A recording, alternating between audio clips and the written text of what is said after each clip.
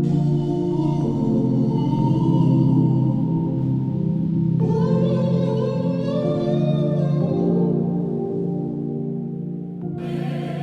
in a really, really weird time in our society. There's a ton of disclosure narratives, and UFOs are becoming mainstream. We're starting to see them on the news. And you know what happens when you see UFOs on the news?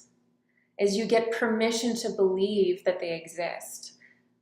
When the UFO topic goes mainstream and people start talking about it, what ends up happening to us psychologically and spiritually is that we're introduced to a new and different cosmology, a new and different paradigm of the world without even realizing it. When Elon Musk talks about Mars and colonizing Mars, when NASA talks about going to Venus and sending these probes to Venus and wondering if there's life there, what they're really talking about is actually interacting with different aspects of ourself. See, the planets just aren't these balls of rocks and minerals that we can just go mine or terraform or do what we will with. They are aspects of ourselves. And any enlightened and mature society understands this and knows how to interact with the planets to respect what they mean to us. And we interact with the cosmos in a very different way. And so basically we're coming into this age of disclosure. And with this age of disclosure, we're coming into a new paradigm. And we need an updated cosmology. What is Venus to Earth? I want to see you guys put it in the chat. What is Venus to Earth? What is the energy of Venus to the Earth? What is the planet of Venus to the Earth? Think esoterically. What is it?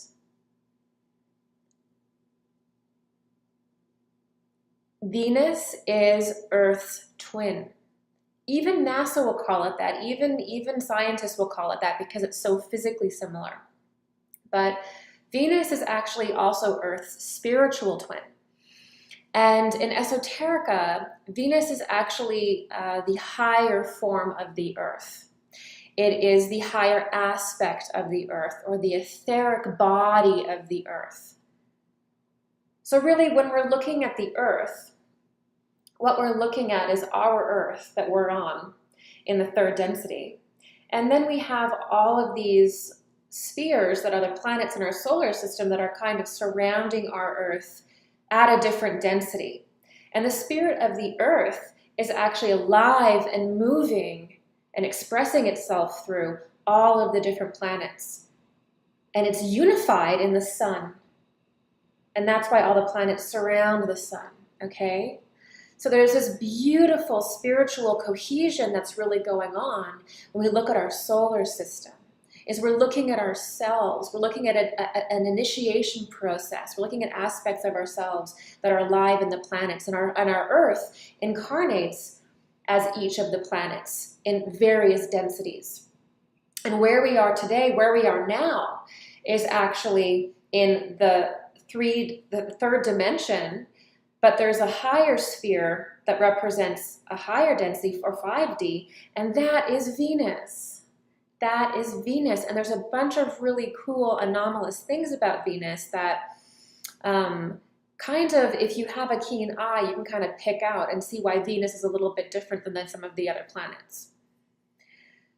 So Venus and Earth have a really incredible relationship, and it's really amazing because here you have Earth in a lower dimension and a heavier density, and then here you have Venus, which is in a higher dimension and a much more kind of airy density.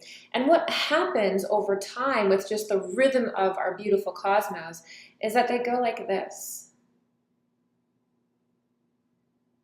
They go like this. And they sort of come and they overlap over time, okay? And so as Earth rises in its energy and Venus kind of lowers, there's like an overlap that occurs. And when this overlap occurs, this is what is called a golden age. Okay? So basically, if we're far away from the Venusian sphere and that 5D higher light energy, we kind of sink into a dark age and we become denser and denser and denser. Okay? And then there are times when we come up and we're sort of getting more lighter, and we kind of come into our golden age, and there's a point where Venus and the Earth basically overlap like this.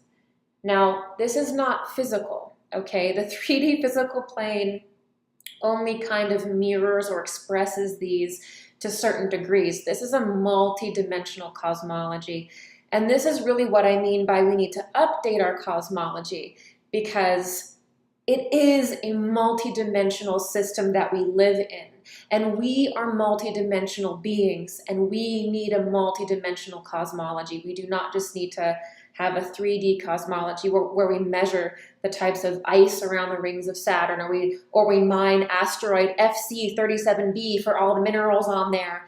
It's really so much more than that. And this is where we need to be going at the same pace as the government rolls out its disclosure narratives, okay? We need to be developing this deep cosmology and this deep remembrance of what the planets are to us as disclosure begins, okay? When Venus overlaps the Earth, okay, streams of consciousness flow from Venus and into the Earth. And this is really kind of what causes the uplifting of mankind and humanity, okay? And so, and also in really ancient esoteric texts, in Indian texts as well, there's this really beautiful principle about Venus and its relationship to the sun. And Venus esoterically actually steps down the sun's energy, or the sun's white light, and pops it into colors. So Venus also acts as sort of an intermediary for the sun's information. And if you remember in the last lecture that I did, which was the sun, we talk about how important it is to receive the sun, and how the sun is informing us with life force energy. Well, it's actually the planet Venus, the sphere, the planetary sphere Venus, that steps that really high solar energy down into a manageable plane for Earth and then projects it down. So Venus is like the intermediary for solar energies and allows Earth to receive them. Okay. So here is a little quote from a book called Venus, the Path of Immortality. And this is about how basically Venus is the elder sister of Earth.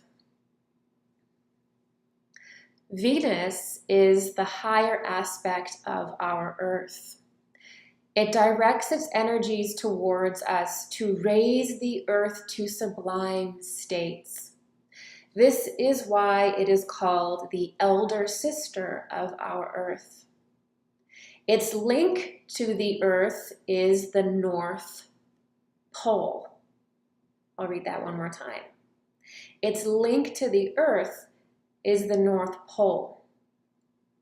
The vibration of Venus matter is more subtle, so that it forms the first and second ether of our Earth.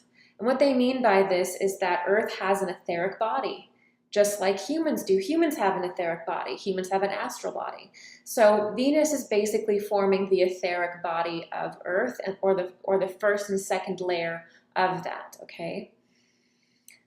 The beings that visit our Earth from Venus permeate in the ether of the Earth. It is for that reason it is said that Sunat Kumara is the second ether of the Earth and cannot descend further. In fact, from time to time, there are intelligences visiting our planet from Venus to give the required inspiration for the planetary beings. Okay. So Venus is the etheric body of the earth. That's another way you can look at it.